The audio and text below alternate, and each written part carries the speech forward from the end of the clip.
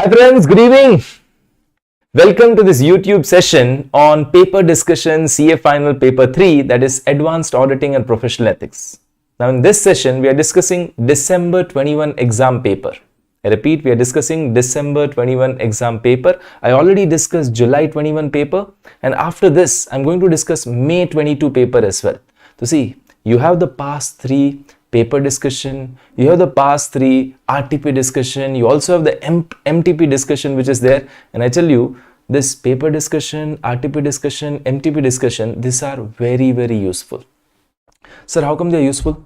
See, you are able to understand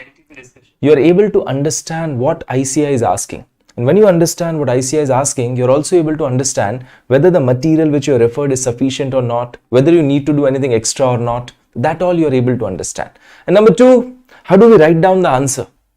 Yeah, when I see the papers, when I see the RTPs, when I see this, basically the answer, what they've written, that will help me to understand, yeah, I need to present it in this manner.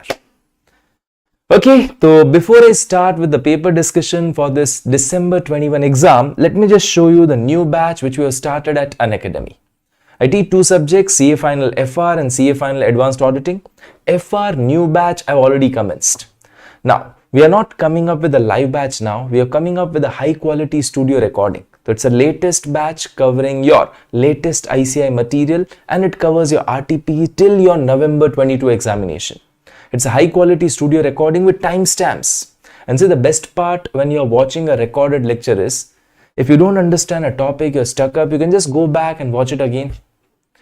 Now, so sir, what about the doubts? We'll have a dedicated live doubt solving session on a regular basis. So weekly we'll meet live for this doubt solving, and you'll also have an evaluated test series. Even if you opt for a plus subscription, still you'll get an evaluated test series over here. And the pricing at which we are offering the subject is best in industry. So FR, if you're taking a 3-month subscription, it will cost you 7,199. If you're taking a 6-month subscription, it will cost you 7,999. And if you're taking a 12-month subscription, the FR subject will cost you 9,799. My recommendation is choose a minimum of 6-month subscription. 3 months might not be sufficient. FR is a very vast subject. You might not be able to complete it. So better choose a minimum 6-month subscription. Only 8,000 rupees. You're getting the latest recordings of FR. And over and above that, you can use code CA Niket. Yeah, CA Niket. You'll get some special discount in this also. Now let's begin with our December 21 paper discussion, CA Final Auditing. Now, in your audit paper, 30 marks is MCQs. Yeah, 30 marks is MCQs and 70 marks is descriptive. Unfortunately, ICAI doesn't provide us the MCQs thing. So I wouldn't be able to discuss. I would not be able to discuss the MCQs because ICAI doesn't provide it. So we'll just be discussing the descriptive questions. Now, descriptive questions, there are 6 questions, 14 marker. 6 question, 14 marker. We are required to attend 5 out of it. So 5 into 14 becomes 70 marks. Now, sir, how are the MCQs coming? If you just recall, yesterday we had a MTP session. The MTP November 22. In that, MCQs were also there. The MCQs, they have first 10 MCQs which are 1 marker each. They are individual MCQs. And then there is 11 to 20th MCQ. They are 2 marker each, which are based on integrated case study. So 1 to 10 is 1 marker, 11 to 20 MCQ. That is 2 marker each. The total 20 MCQs are there. Now, starting with December 21 paper, the descriptive things. Question number 1. Question number 1. I want replies from you all also. So whatever questions are there, if I ask you, please make sure you're replying. When it's a 2-way, you'll enjoy a lot. Mrs. Kumar and Company Chartered Accountant, they were appointed as auditor of PC Limited. Okay. And they observed there is some misappropriation of asset. Okay. So you are appointed as auditor. You observe there is some misappropriation of asset. Guide CA Kumar with respect to risk factor relating to misstatement arising from misappropriation of asset. Guide Mr. Kumar with respect to risk factors relating to misappropriation arising from, misstatement arising from misappropriation of asset. Okay, now if you just recall, fraud can be 2 ways, fraudulent financial reporting and misappropriation of asset. As per SA 240, fraud is divided in 2 parts, Now, whenever it's a fraudulent financial reporting, the entity is trying to show a more profit or a less profit. But when it's a misappropriation of asset, people are stealing things. That's misappropriation of asset. Question is, what are the fraud risk factor relating to misstatement arising from misappropriation of asset? Now, whenever a question is on fraud risk factor, answer is divided in 3 parts. The fraud risk factors include 3 things. Anyone? Fraud risk factors include 3 things. Which are the 3 things? Incentive or pressure. There will be a pressure or some incentive to do the fraud. Number two, क्या होगा? Opportunity. And third, attitude or rationalization. The fraud risk factors always have 3 things. One is incentive or pressure. Number 2 is opportunity. And third is attitude and rationalization. The answer will be divided in these 3 parts. Check the solution. Essay 240. Now, the first one, I told you there are 3 things which will be there. First, incentive or pressure. Why do you misappropriate an asset? क्यों misappropriate करते हो? What is the incentive? What is the pressure? 1, personal financial obligations are there, or you have an adverse relationship between the employee and the entity. The employee is not happy with the entity. You feel they should have given you promotion, they did not give, and that's why you're stealing things. The adverse relationship between entity and employee. So this is incentive. Why are you doing this? Second, opportunity. What gives you an opportunity? What gives you opportunity because of which you are able to misappropriate an asset? 1, certain characteristics of the asset. Imagine an asset is small in size. Can I say it can be easily stolen? So large amount of cash is there. Asset is small in size. Easily convertible asset, so that all you will steal. The opportunity. And second, lack of internal controls. You don't have a proper internal controls, and that is giving an opportunity to the employee to commit fraud. So misappropriation of asset में opportunity 1, the characteristic of asset, and second, internal control inadequacy. Third, attitude or rationalization. Third, attitude or rationalization. When a person is doing this misappropriation of asset, he will have a rationalization for it.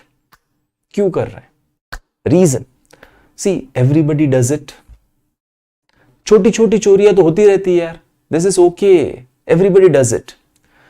So top level management themselves, they also do it, so we also do it. It's kind of disregard for monitoring or reducing the risk relating to misappropriation, disregard for the internal controls. Everybody overrides control, we also override control. So they also use asset for personal use, we also use company's asset for personal use. Behavior indicating displeasure or dissatisfaction with the entity, that's why you're doing it. Okay, you want a good lifestyle, sir, I deserve to live better, that's why I'm doing it. Tolerance of petty theft, sab karte hain. So this is basically your attitude or rationalization. So see, question was risk factor. You should have identified that word. When word risk factor comes, answer is divided in 3 parts.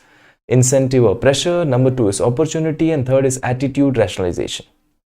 Next question. Next question, question 1B.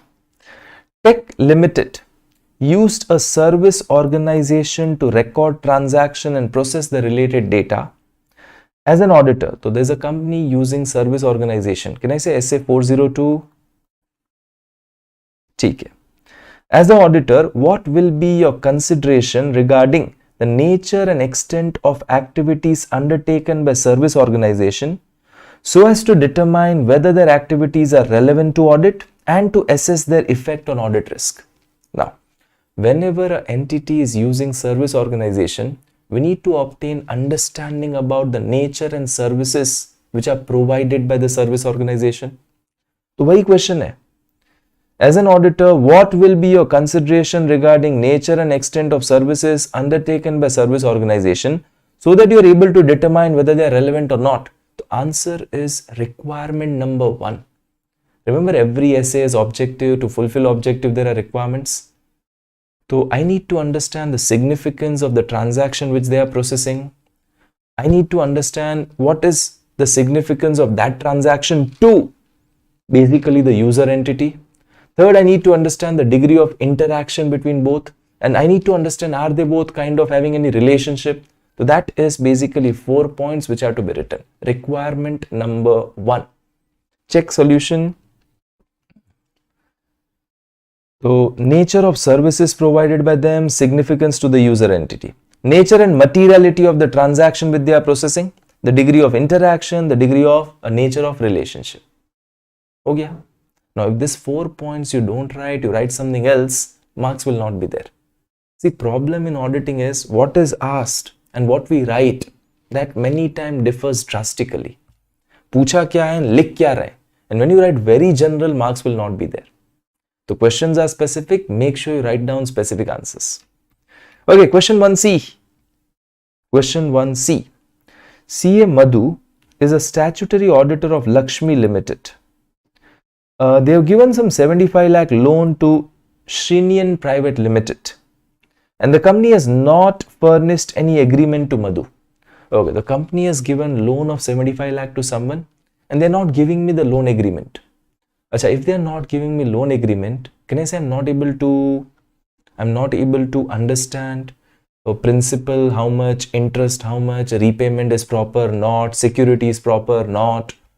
So can I say over here, you are unable to obtain sufficient appropriate audit evidence regarding this loans and advances? Okay. Justify the type of opinion you should be giving and draft a opinion para and basis for opinion para. Okay, so 1. They have given some loan of 75 lakh rupees to S Private Limited and they are not giving you agreement. You are unable to obtain sufficient appropriate audit evidence about that one loan given. Okay, if I assume it's material but not pervasive. So one loan of 75 lakh, it's material but not pervasive. So you are unable to obtain sufficient appropriate audit evidence. Possible effect, material but not pervasive, you should give a qualified report. Okay, so you are required to have an opinion para as well as basis for opinion para. Opinion para we will write, except for the possible effect of the matter described in basis for qualified opinion section of the report, the financial statement shows a true and fair view. And in basis for qualified opinion, you will write why qualified. They are not providing that loan agreement. We are unable to obtain sufficient appropriate audit evidence about that loan. So check the solution. Yep.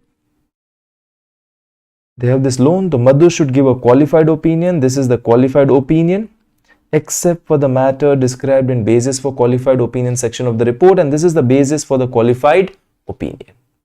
Clear? Question number 2. This was question 1. Let's go to question 2.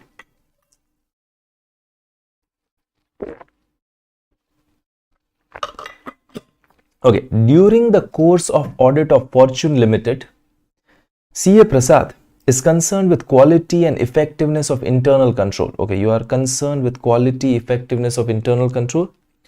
Guide CA Prasad with well-defined set of SOPs. Guide CA Prasad with well-defined set of SOPs in assessment and evaluation of control. When you are assessing, evaluating control, what are the SOPs you consider? This is question of SA 315. This question of SA 315.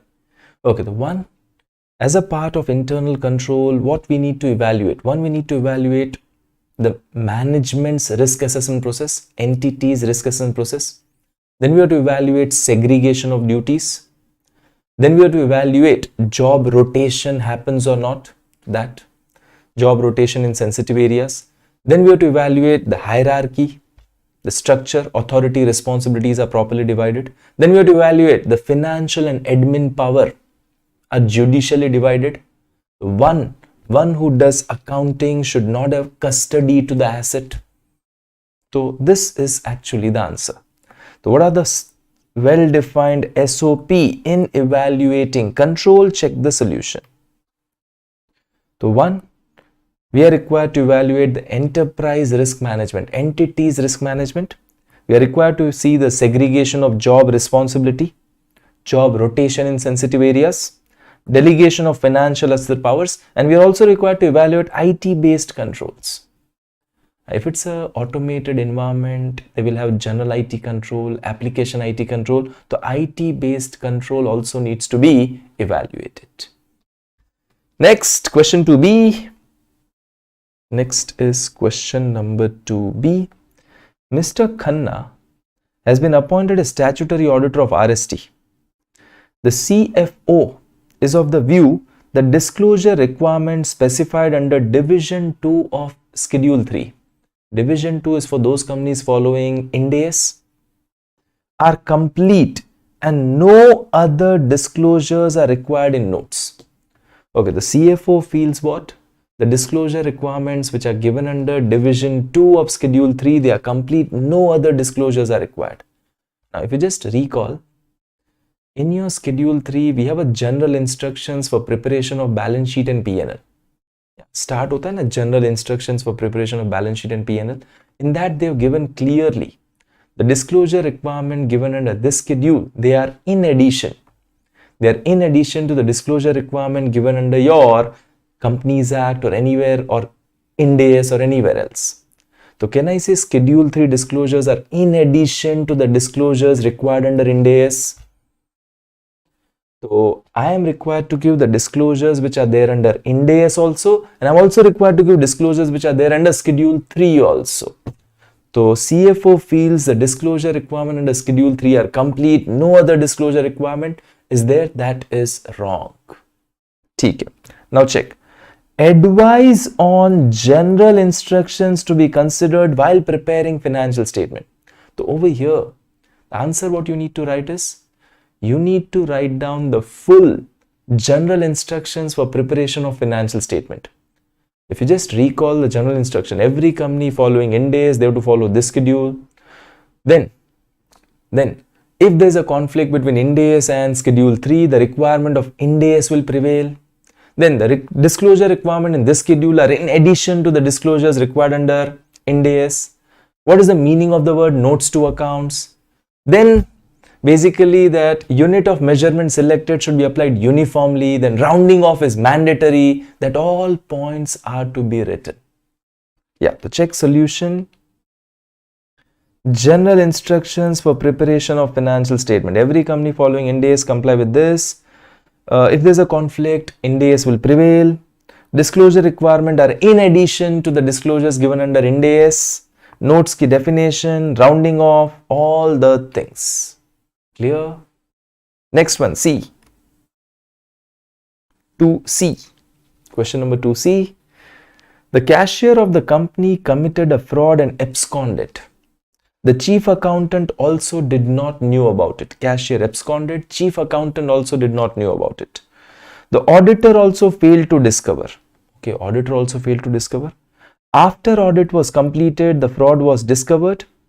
Investigation made at the time indicate auditor did not exercise proper skill. Clearly they are telling, investigation is telling that auditor did not exercise proper skill. Whether auditor is liable, yeah, he'll be guilty. Check. The director wants to file a disciplinary proceeding against auditor. Comment with reference to Chartered Accountant Act. Okay, so don't write answer as per standards on auditing. Write down answer as per Chartered Accountant Act. If you just recall clause 7 part 1 second schedule. Clause 7 part 1 second schedule. A chartered accountant in practice is guilty of professional misconduct if he fails to exercise due diligence or is negligent in conduct of his duties.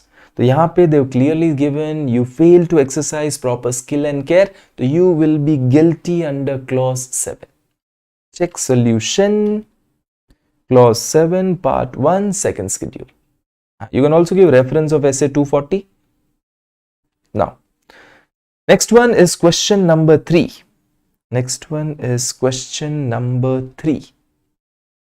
Okay, the report of Comptroller and Auditor General of India on the audit of PSU are presented to Parliament. The C&AG's report, they go to Parliament.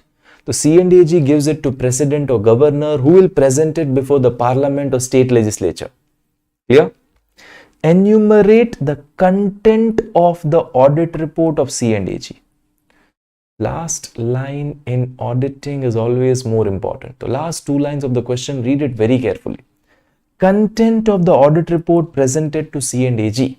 The C and AG का जो audit report है ना, presented by C and AG, उसमें what all things come?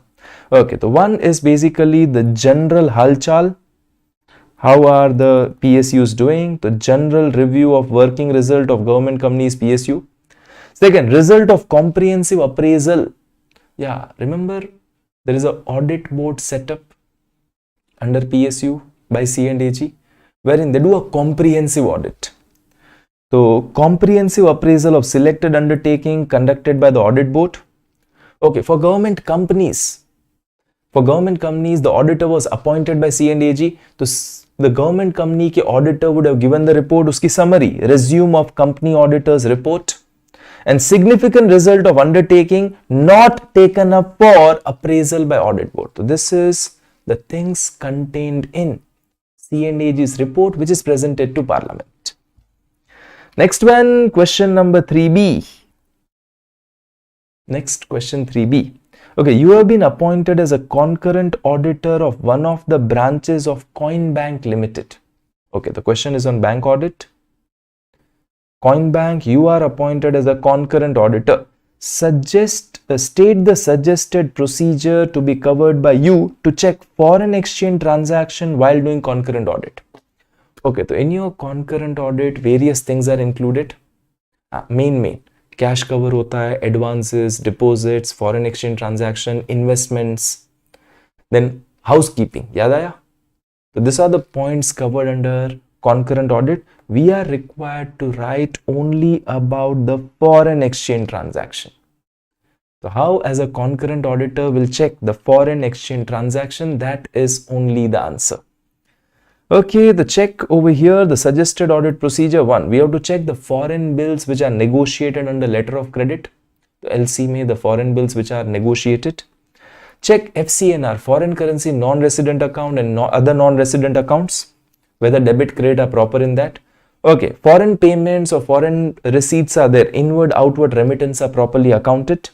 Vostro nostro, our bank having balance in foreign currency abroad and abroad key banks having their Indian currency here, vostro nostro ka reconciliation is being done properly.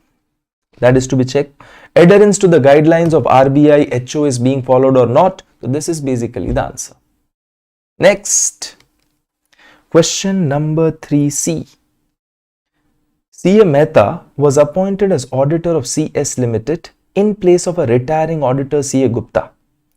CA Mehta accepted appointment after obtaining a certificate from management that the provisions of section 139-140 are complied. Comment with reference to Chartered Accountant Act. Comment with reference to Chartered Accountant. You are appointed as auditor in place of someone else. You accepted a certificate from management that they have complied with section 139-40. Okay, this is based on कौन सा clause है? Clause 9 part 1 first schedule. This is based on clause 9 part 1 first schedule. Okay, now there's a question from Chandu that, sir, can we give a reference of AS and Ind AS if it is still, even if it is not there in suggested answer? See, suggested answer doesn't have AS, Ind AS doesn't mean that you can't give it. If you are giving something extra, it's always fine. But it should not happen like you're not writing the answer what is given in auditing material and you're just writing a general kind of answer. So Chandu, yes, you can give it. Don't worry about that. Okay, now clause 9 part 1 first schedule says if you, as chartered accountant in practice, is guilty of professional misconduct, if he accepts appointment as an auditor of the company without ascertaining whether the provisions of Companies Act relating to appointment are complied or not. The section 139-140. So without ascertaining whether provisions of Companies Act are complied, if you take up appointment, you're guilty. Now ascertaining ka meaning you have to be sure. You have to be sure whether they have been complied or not. Okay, can I just take a certificate from management for this? Management told me they complied with 139-140. No. I have to check it. To check over here, the solution. So if you take up appointment without ascertaining whether provisions are complied, you are guilty. The word ascertain means to find out for certain. Taking a certificate from management is not the thing. It will not be sufficient to just accept a certificate of management telling that they have complied with section 139, 140. Next, question number 4. Next one is question number 4. Okay, MB Investment Limited. It has a subsidiary also. And major business of MB Investment is to pool money from investors and invest the money in various funds. Okay, you get money from investors, you invest on their behalf. Okay, you have pooled some 10 crore rupees. While auditing books of accounts of MB Investment Limited, you observed that 10 crore rupees which they have got from public, they have been invested in shares, debentures, and the profit earned due to appreciation of price have been distributed to the various shareholder of the company. Okay, can I say over here MB Investment Limited is an investment company? If you remember the definition of investment company given under Ind AS 110, so Chandu, over here we have to give a reference of Ind AS only. As per Ind AS 110, there is a definition of investment company. Investment company has to fulfill certain criterias. One, they take money from people, they do investment. The returns they provide are solely in form of capital appreciation, investment income. And third, those who have invested, to them we have given shares or units by which they are getting money. Okay, so over here the question is whether consolidated financial statements are required as per section 129 subsection 3.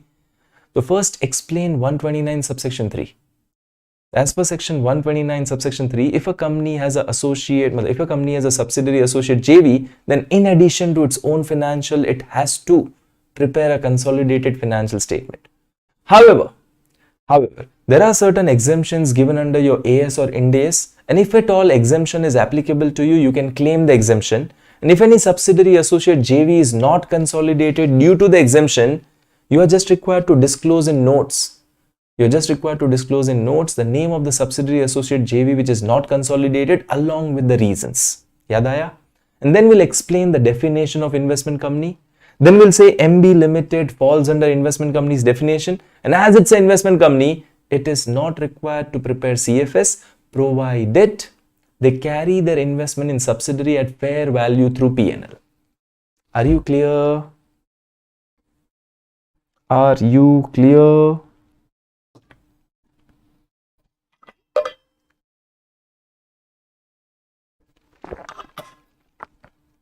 Okay, next one, question number 3B. ACT Silk Industries is basically a listed company doing textile manufacturing.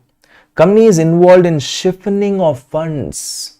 Okay, so the company is involved in some fraudulent activity. SEBI appointed forensic auditor. Steps in forensic audit. There are 6 steps in forensic audit. There are 6. In investigation, there are 5 steps. In forensic audit, there are 6. The last one being court proceedings. Okay, the 6 steps in forensic audit. Which are the 6 steps? Number 1, initialization. You try to understand your reporting objective, etc. Initialization. Second, you develop your plan, audit plan, forensic audit ka plan banao. Third, you check the evidences. Fourth, whatever evidence you check, now you analyze evidences. Fifth, come to your reporting, and 6th one is court proceedings. So that's the steps in your forensic audit. Okay, let me just take you to the solution. First is initialization, develop a plan, obtain evidences, perform the analysis, reporting, and last one is court proceedings. Clear? Next. Chalo. C point. A company is engaged in business of loans and advances, acquisition of shares, stock, bonds, debentures issued by government, local authority, and there are some data given. Okay, directors intend to apply for registration as NBFC. Okay, if you just remember, whether you are NBFC or not, uske liye wo 50-50 test was there. 50-50 test. 50% of your total asset, more than 50% of your total asset has to be financial asset, and more than 50% of your income, gross income ka more than 50% should be coming from that financial asset. Asset and income, two things, 50-50 test. So check over here.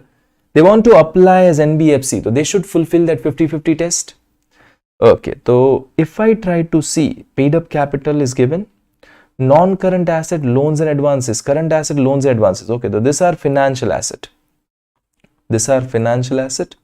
Okay, total asset, but our total may don't include intangible. So total 530 minus 3 intangible 527. Out of 527, 344 and 55. Can I say 410?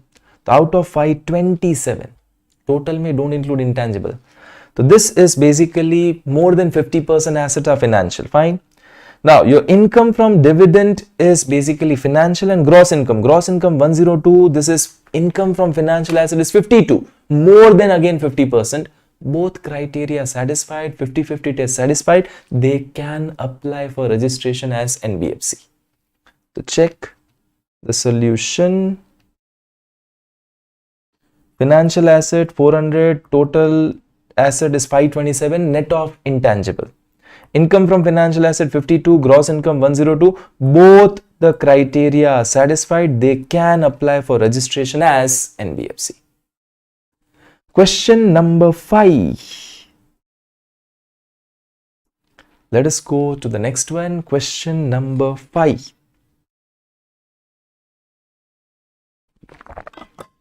Okay, question 5A is a good one. Question 5A is a good one. Let's see. Mr. Agarwal, in the course of audit of PQ, wants to perform external confirmation procedure. SA 505. You want to do external confirmation procedure. Now, check question. Guide Mr. Agarwal listing out factors that may assist him in determining whether external confirmation procedures are to be performed as substantive audit procedure. Okay, the question is, guide Agarwal with the factors that assist you in deciding, whether external confirmation procedures should be performed as substantive audit procedure. So which factors I'll see to decide whether I should go for? The question is, which factors I see to decide whether I should go for external confirmation? See, external confirmation depends on the person replying. Yeah. So whether I should go for external confirmation or not, depends on that other person. So there are 3 factors.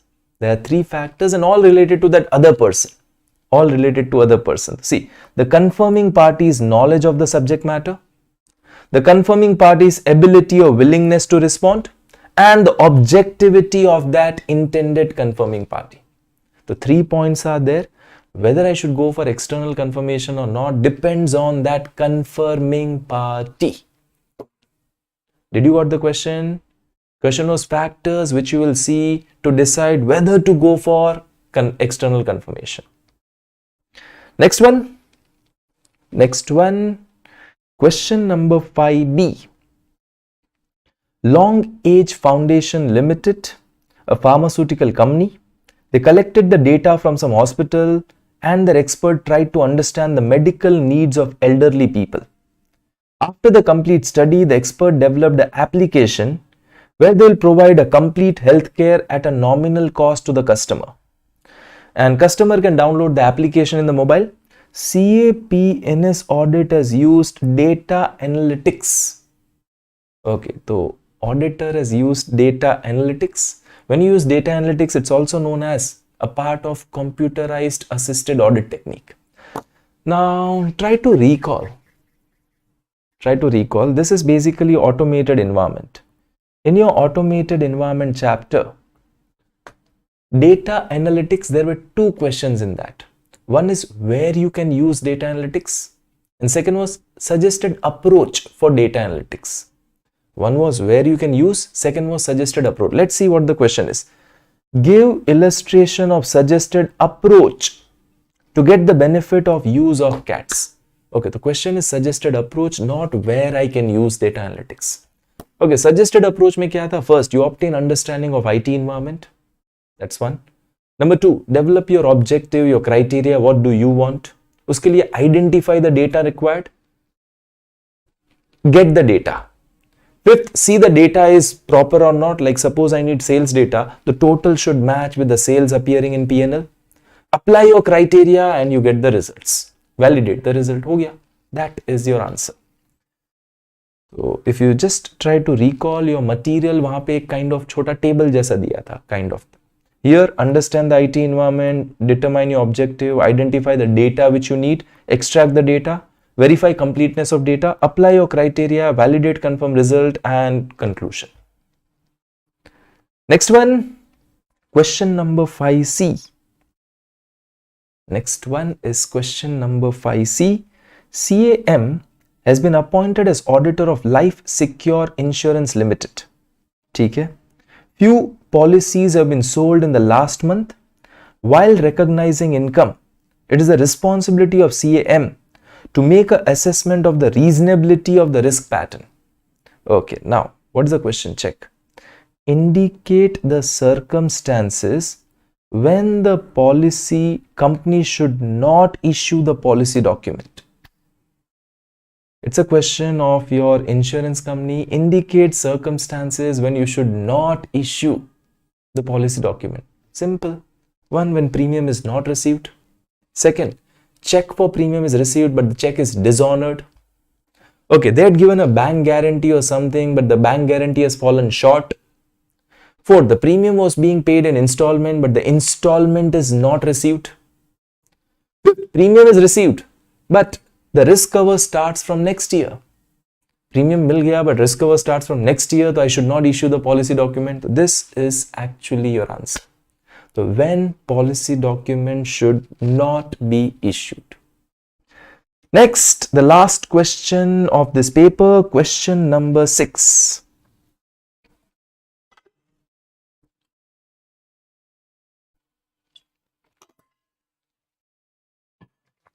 Again, I'm telling you, this paper discussion, MTP discussion, RTP discussion, they are very important.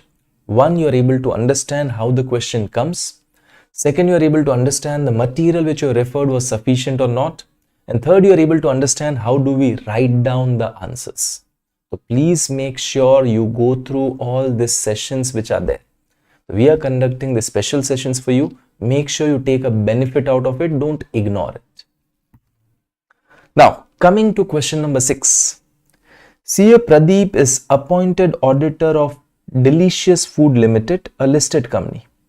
Okay, they were paid up capital of 5.97 crores. Mr. Shrivash Gupta is appointed as an independent director. He holds shares of rupees 8,95,500 and wife holds shares of 295,500. You raised an objection on his appointment.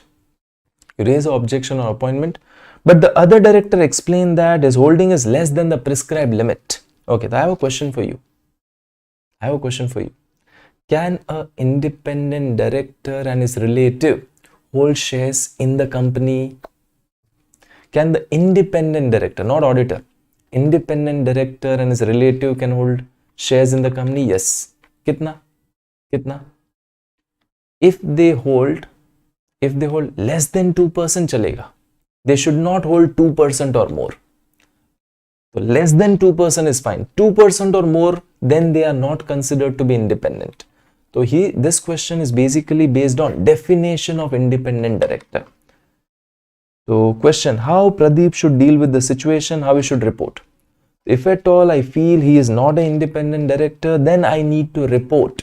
ठीक है, तो check over here. Okay, 895,500 rupee plus 298,500. So can I say 1194 they are holding, director plus his wife, divided by the total capital given 5.97 crores. 5 crore 97 lakh. It is exact 2%. Yeah, so what they are holding is exact 2%.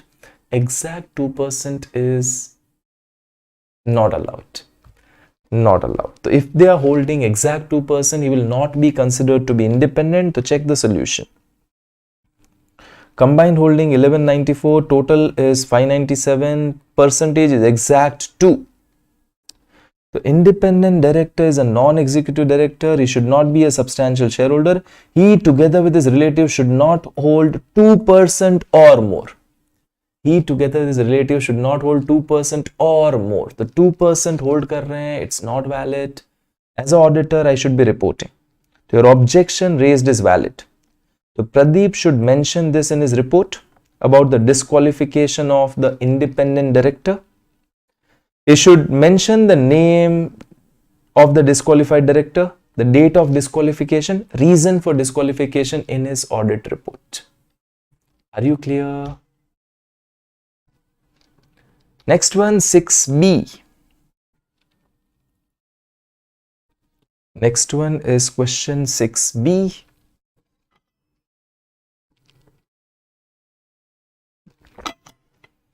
Okay. CA Nitesh, while carrying out tax audit of PQR, CA Nitesh, while carrying out tax audit of PQR, observed that PQR has entered into some specified financial transaction covered under section 285BA of Income Tax Act. PQR has furnished statement of specified transaction in form 61 and 61A.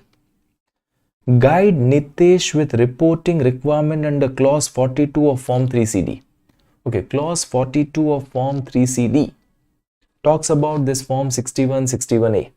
Now there are three things: form 60, 61, 61A. Now first of all, whenever you enter into transaction with a person, whenever you enter into a transaction with person and the person had to give a PAN number, so you enter into transaction exceeding limit, the other person had to give a PAN number. If they are not giving you PAN number, अगर वो आपको pan नहीं दे रहे हैं तो याद है वो आपको एक सर्टिफिकेट देते हैं, याद है वो आपको सर्टिफिकेट देते हैं फॉर्म 60 में. Okay, so whatever, if at all the person doesn't give you PAN number, they will give you certificate in form 60. Now, whatever form 60s you have collected, uska summary you have to give it to department in form 61A. So whatever form 60s you have collected, the summary of that you give it to department in form 61, that is to be there. Now second is 61A. What is form 61A? That is specified financial transaction.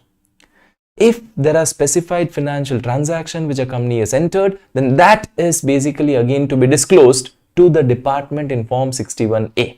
तो ये था clause 42. Now the management contends that the tax auditor need not report if the transactions are not covered in the ambit of 269 ST.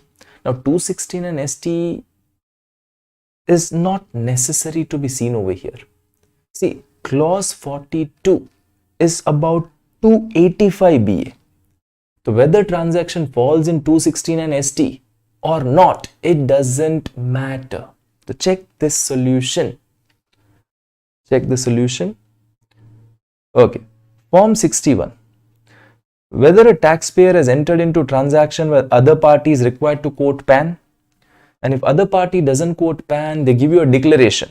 Whether the taxpayer has obtained declaration in form 60 from other party. Achha, whatever declarations I've got in form 60, uska summary we give it to department in form 61. So whether a taxpayer has received declaration in form 60, auditor should verify if the taxpayer has filed form 61. Form 61 contains summary of form 60s which you have received. Form 61A is about the taxpayer required to report any transaction under 285BA. These are specified financial transaction like issue of bonds, issue of shares, buyback of shares, uske related. Now it may be noted that the payment may be received for various transactions on different date. Hence this payment may not be covered under 269 ST. They may not be covered under 269 ST, but still have to be reported under 285BA. वो 269 ST याद है वो 2 lakh limit था. So even if these are not covered in 269 ST, still they are to be reported over here. So keeping in view above provision, contention of management, the tax auditor need not to report is incorrect, and basically reporting will be done in the following formats. Are you clear? Okay, so clause 42 of form 3CD was asked. This is actually not a routine clause, a bit offbeat clause, but that was asked. Next is question number 6C. Okay, CAD, a practicing chartered accountant, was appointed as a simpliciter director. Okay, so chartered accountant is appointed as a normal director. Okay, can I be appointed as a director of a company? No, not the company which I audit. Not the company which I audit, but can a practicing CA become a director? Yes. Okay, to become a whole-time or managing director, you need approval of the prior special permission of ICI. Whole-time or managing director. Normal, simple director, independent director, you can become. You can become. Do you need permission of ICI? No. No permission of ICI also. ठीक है, तो CAD was appointed as director in a private company. You served as 18 months as director, now you resigned. Okay, so you are a director in some company, now you resign from director. Now you resign from director. Can you become an auditor of that company now? You are a director of the company, you resign from that directorship. Now can you become an auditor of the company?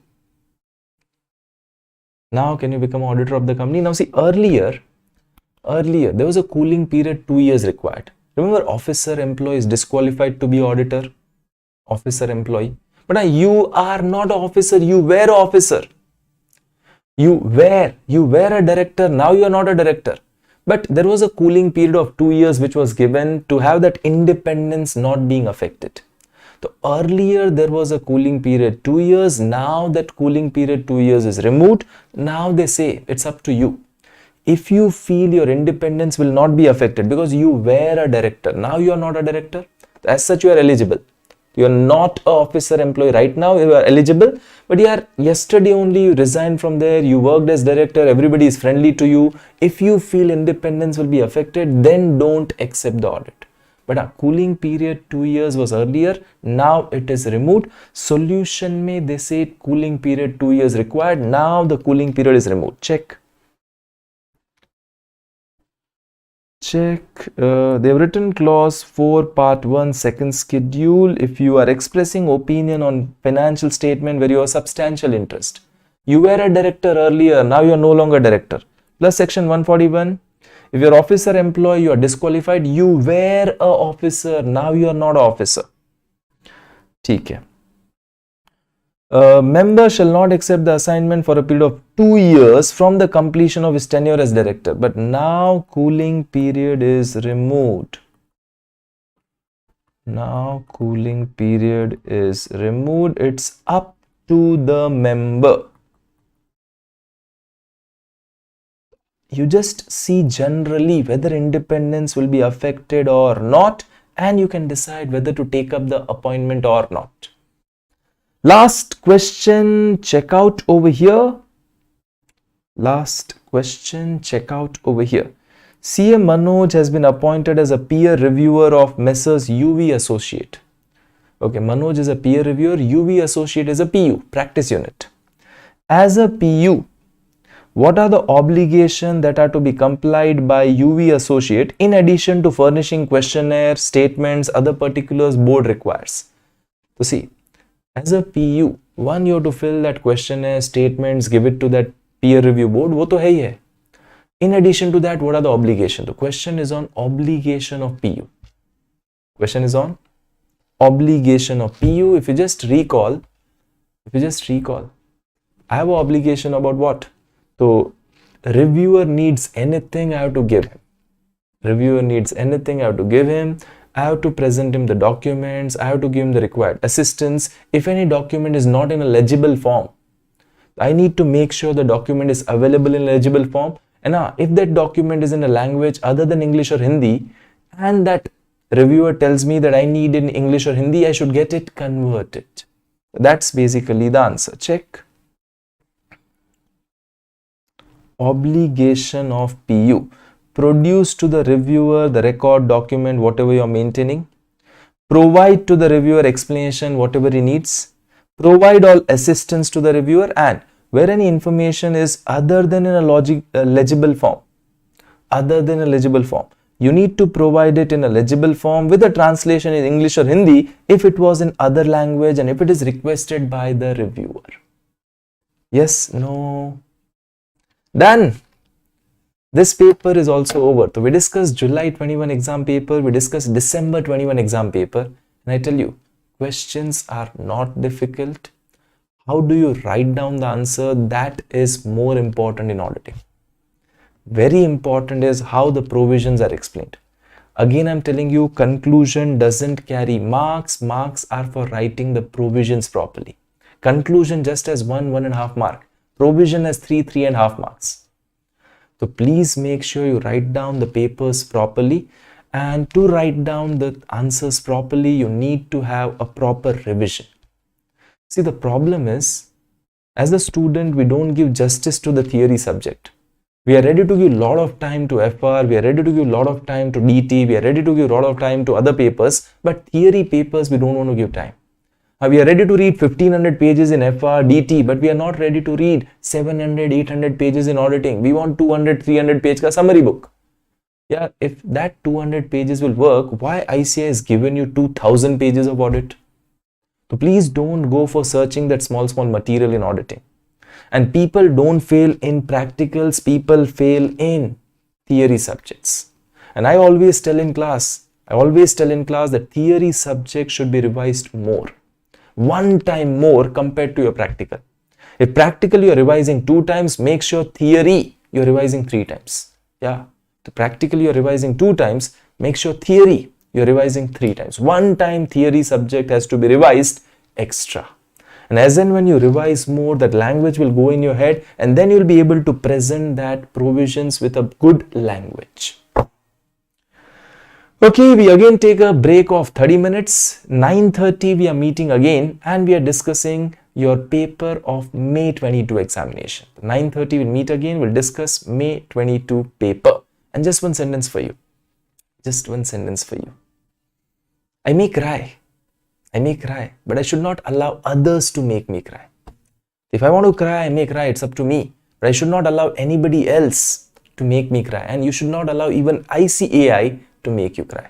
And if you want that others are not able to make you cry, you need to make yourself such strong that others cannot do anything to you.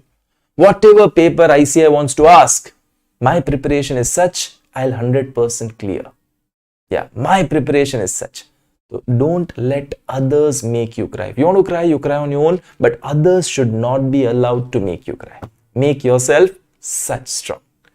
Chalo, we take a break. We are meeting back again at 9:30 and we are discussing May 22 exam paper. Till then, bye-bye. Take care.